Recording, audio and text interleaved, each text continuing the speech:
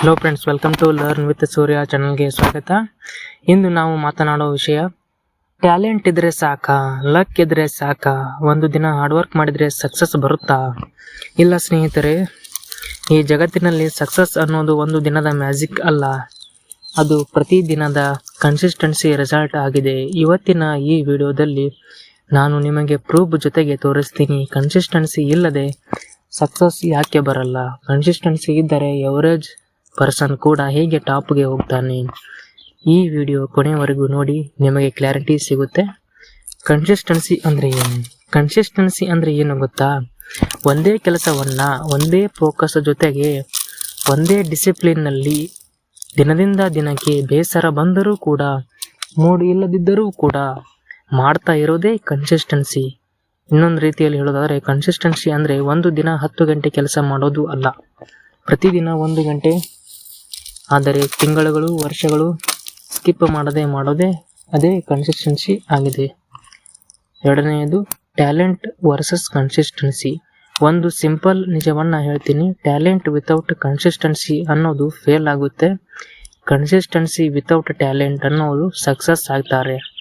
ಅಂದರೆ ಟ್ಯಾಲೆಂಟ್ ಇದ್ದರೂ ಕೂಡ ಕನ್ಸಿಸ್ಟೆನ್ಸಿ ಇಲ್ದಿದ್ರೆ ಫೇಲ್ಯೂರ್ ಆಗ್ತಾರೆ, ಕನ್ಸಿಸ್ಟೆನ್ಸಿ ಇದ್ದು ಟ್ಯಾಲೆಂಟ್ ಇಲ್ದಿದ್ರೂ ಕೂಡ ಸಕ್ಸಸ್ಸನ್ನು ಪಡಿತಾರೆ. ನಿಮ್ಮ ಕ್ಲಾಸ್ನಲ್ಲಿ ಟಾಪರ್ ಯಾರು?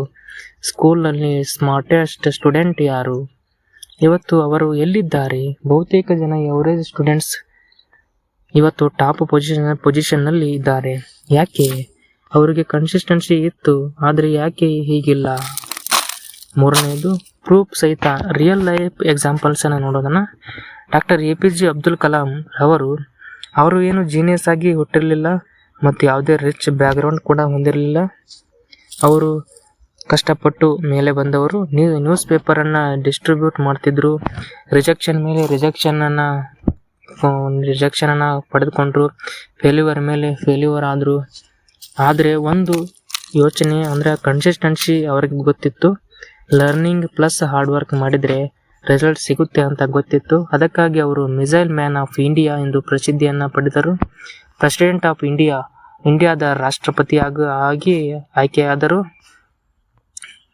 ಇನ್ನೊಂದು ಎಕ್ಸಾಂಪಲ್ ನೋಡೋದಾದರೆ ಸಚಿನ್ ತೆಂಡೂಲ್ಕರ್ ಅನ್ನೋರು ಟ್ಯಾಲೆಂಟ್ ಇದ್ದವರು ಸಾವಿರಾರು ಜನ ಇದ್ದಾರೆ. ಆದರೆ ಸಚಿನ್ ಯಾಕೆ ಗಾಡ್ ಆಫ್ ಕ್ರಿಕೆಟ್ ಆದ? ಪ್ರತಿದಿನ ಪ್ರಾಕ್ಟೀಸನ್ನು ಮಾಡ್ತಿದ್ರು, ಸೇಮ್ ರೊಟೀನನ್ನು ಫಾಲೋ ಮಾಡ್ತಿದ್ರು, ಸೇಮ್ ಡಿಸಿಪ್ಲಿನನ್ನು ಫಾಲೋ ಮಾಡ್ತಿದ್ರು, 24 ಇಯರ್ಸ್ ಇಂದ ಕನ್ಸಿಸ್ಟೆನ್ಸಿಯನ್ನು ಫಾಲೋ ಮಾಡ್ತಿದ್ರು. ಟ್ಯಾಲೆಂಟ್ ಒಂದೇ ಸಾಕಾಗಲ್ಲ, ಅದಕ್ಕೆ consistency made him legend. Consistency ಅನ್ನೋದು ಅವನನ್ನು ಲೆಜೆಂಡ್ ಆಗಿ ಪ್ರೂವ್ ಮಾಡಿತು, ಲೆಜೆಂಡ್ ಆಗಿ ಹೊರಹೊಮ್ಮುವಂತೆ ಮಾಡಿತು. ಇನ್ನು ಕಾಮನ್ ಮ್ಯಾನ್ ಪ್ರೂಫ್ ನೋಡೋದಾದರೆ, ಒಬ್ಬ ವ್ಯಕ್ತಿ ಜಿಮ್ಗೆ ಜಾಯಿನ್ ಆಗ್ತಾನೆ, 1 ವೀಕ್ನಲ್ಲಿ 2 ವೀಕ್ಸ್ನಲ್ಲಿ ಜಿಮ್ ಮಾಡ್ತಾನೆ, ಬಾಡಿ ಫೇನ್ ಬರ್ತದೆ ಅಂತ ಕ್ವಿಟ್ ಮಾಡ್ತಾನೆ. ಅಂದರೆ ಬಾಡಿ ಫೇನ್ ಆಗುತ್ತೆ, ಅದಕ್ಕಾಗಿ ಅವನು ತೊರೆತಾನೆ ಅಲ್ಲಿಂದ. ಆದರೆ ರೀಡಿಂಗ್ ಸ್ಟಾರ್ಟ್ ಮಾಡ್ತೀವಿ, 3 ದಿನ ಓದ್ತೀವಿ, 4ನೇ ದಿನ ಬ್ಯುಸಿ ಆಗುತ್ತೀವಿ, ಆವಾಗ ಕ್ವಿಟ್ ಆಗ್ತೀವಿ. ಬಿಸ್ನೆಸ್ಸನ್ನು ಸ್ಟಾರ್ಟ್ ಮಾಡ್ತೀವಿ, ಪ್ರಾಫಿಟ್ ಬರಲ್ಲ, ಅದರಿಂದ ಮತ್ತೆ ಕ್ವಿಟ್ ಆಗ್ತೀವಿ. ಇಲ್ಲಿ ಫೇಲ್ಯೂರ್ ಯಾಕೆ ಗೊತ್ತಾ? ಇಲ್ಲಿ ಕನ್ಸಿಸ್ಟೆನ್ಸಿ ಇಲ್ಲ. ನಾವು ಆದಷ್ಟು ಬೇಗ ರಿಸಲ್ಟನ್ನು ಎಕ್ಸ್ಪೆಕ್ಟ್ ಮಾಡ್ತೀವಿ, ಆದರೆ ರಿಸಲ್ಟ್ ಅನ್ನೋದು ಬೇಗ ಬರುವಂಥದ್ದಲ್ಲ. ಅದಕ್ಕೂ ಕನ್ಸಿಸ್ಟೆನ್ಸಿ ಪ್ಲಸ್ ಹಾರ್ಡ್ ವರ್ಕ್ ಇದ್ದರೆ ಮಾತ್ರ ರಿಸಲ್ಟು ಸ್ಲೋ ಆಗಿ ಗ್ರೋ ಆಗುತ್ತೆ. ಅದಕ್ಕಾಗಿ 4ನೇದು ಸೈನ್ಸ್ ಬಿಹೈಂಡ್ ಕನ್ಸಿಸ್ಟೆನ್ಸಿ. ಸೈನ್ಸ್ ಹೇಳ್ತಿದೆ, small actions repeated daily create massive results. Small ಆ್ಯಕ್ಷನ್ಸನ್ನು ಮಾಡಿ, ರಿಪೀಟ್ ಮಾಡಿ, ಡೈಲಿ ಪ್ರಾಕ್ಟೀಸ್ ಮಾಡಿ, ಕ್ರಿಯೇಟ್ ಮ್ಯಾಸಿವ್ ರಿಸಲ್ಟನ್ನು ಫಾಲೋ ಮಾಡಿ, ಕಂಪೌಂಡ್ ಎಫೆಕ್ಟನ್ನು ನೋಡಿ. 1% ಇಂಪ್ರೂವ್ಮೆಂಟ್, ಡೈಲಿ 1% ಇಂಪ್ರೂವ್ಮೆಂಟ್ ಅನ್ನೋದು 365 ದಿನಕ್ಕೆ 365% ಗ್ರೌತ್ ಅನ್ನೋದು 1 ವರ್ಷದಲ್ಲಿ ನೀವು ಗ್ರೌತ್ ಆಗಿ ನೀವು ಇಂಪ್ರೂವ್ ಆಗ್ತೀರಾ. ಕನ್ಸಿಸ್ಟೆನ್ಸಿ ಅಂದರೆ ನಿಮ್ಮ ಬ್ರೈನನ್ನು ರಿವೈರ್ ಮಾಡೋದು ಕನ್ಸಿಸ್ಟೆನ್ಸಿ ಆಗಿದೆ. ನಿರಂತರವಾಗಿ ಮಾಡೋದು, ನಿಮ್ಮ ಬ್ರೈನ್ನ ರಿವೈರ್ ಆಗಿ ಎಕ್ಸ್ಪೆಕ್ಟ್ ಮಾಡೋದು, ಅದು ಕನ್ಸಿಸ್ಟೆನ್ಸಿ ಆಗಿ ಮಾಡೋದು. ಹ್ಯಾಬಿಟ್ ಬಿಲ್ಡ್ ಆಗುತ್ತೆ, ಅದೇ ರೀತಿ ಕಾನ್ಫಿಡೆನ್ಸ್ ಕೂಡ ಗ್ರೋ ಆಗುತ್ತೆ. ಐಡೆಂಟಿಟಿ ಅನ್ನೋದು ನಿಮ್ಮದು ಫುಲ್ ಚೇಂಜ್ ಆಗುತ್ತೆ, ನೀವು ಬದಲಾಗ್ತೀರಾ, ದೊಡ್ಡ ವ್ಯಕ್ತಿಯಾಗಿ ಹೊರಹೊಮ್ಮುತ್ತೀರಾ. ಒಂದು ದಿನ ನಿಮಗೆ ರಿಸಲ್ಟ್ ಅನ್ನೋದು ಕಾಣಿಸ್ತು ಅಂದರೆ ಅದು ಮಂತ್ಸ್ ಕನ್ಸಿಸ್ಟೆನ್ಸಿ ಅನ್ನೋದು ರಿಸಲ್ಟ್ ಆಗಿ ನಿಮಗೆ ಕಾಣುತ್ತೆ. ಐದನೆಯದು ಕನ್ಸಿಸ್ಟೆನ್ಸಿ ಯಾಕೆ ಬ್ರೇಕ್ ಆಗುತ್ತೆ. 3 ವಿಷಯ ನೆನಪಿಟ್ಟುಕೊಳ್ಳಿ. 3 ಮೇನ್ ರೀಸನ್ಸ್ ಇವೆ ಅವಕ್ಕೆ. ಮೊದಲನೆಯದು ಮೋಟಿವೇಶನ್ ಮೇಲೆ ಡಿಪೆಂಡ್ ಆಗುವುದು. ಮೋಟಿವೇಶನ್ ಮೇಲೆ ಡಿಪೆಂಡ್ ಆಗಿದ್ರೆ ನಿಮಗೆ ಕನ್ಸಿಸ್ಟೆನ್ಸಿ ಇರೋದಿಲ್ಲ. ಎರಡನೆಯದು ಕ್ವಿಕ್ ರಿಸಲ್ಟ್ ಎಕ್ಸ್ಪೆಕ್ಟ್ ಮಾಡೋದು. ನೀವು ರಿಸಲ್ಟನ್ನು ಆಗಿಂದಾಗಲೇ ಬೇಕು ಅಂತ ರಿಸಲ್ಟನ್ನು ಒಂದು 2 ದಿನದಲ್ಲೇ ನಮ್ಗೆ ರಿಸಲ್ಟ್ ಬೇಕು ಅಂತ ಎಕ್ಸ್ಪೆಕ್ಟ್ ಮಾಡ್ತೀರಾ, ಅದನ್ನು ರಿಸಲ್ಟನ್ನು ಎಕ್ಸ್ಪೆಕ್ಟ್ ಮಾಡೋದನ್ನು ಬಿಡಬೇಕು. ಮೂರನೇದು ಡಿಸಿಪ್ಲಿನ್ ಇಲ್ಲದ ರೊಟೀನ್. ನಿಮಗೆ ಯಾವುದೇ ಡಿಸಿಪ್ಲಿನ್ ಇಲ್ಲದೆ ಹೋದರೆ, ಆದರೆ ರೊಟೀನ್ ಅನ್ನೋದು ಡಿಸಿಪ್ಲಿನ್ ರೊಟೀನ್ ಇಲ್ಲದ ರೊಟೀನ್ ಆಗಿದ್ರೆ ನಿಮಗೆ ಕನ್ಸಿಸ್ಟೆನ್ಸಿ ಅನ್ನೋದೇ ಬರೋದಿಲ್ಲ, ಸಕ್ಸಸ್ ಕೂಡ ಸಿಗೋದಿಲ್ಲ. ನಿಜ ಏನು ಗೊತ್ತಾ, ಮೋಟಿವೇಶನ್ ಅನ್ನೋದು ಟೆಂಪ್ರರಿ ಆಗಿರುತ್ತೆ, ಆದರೆ ಡಿಸಿಪ್ಲಿನ್ ಅನ್ನೋದು ಪರ್ಮನೆಂಟ್ ಆಗಿ ಉಳಿಯುತ್ತೆ.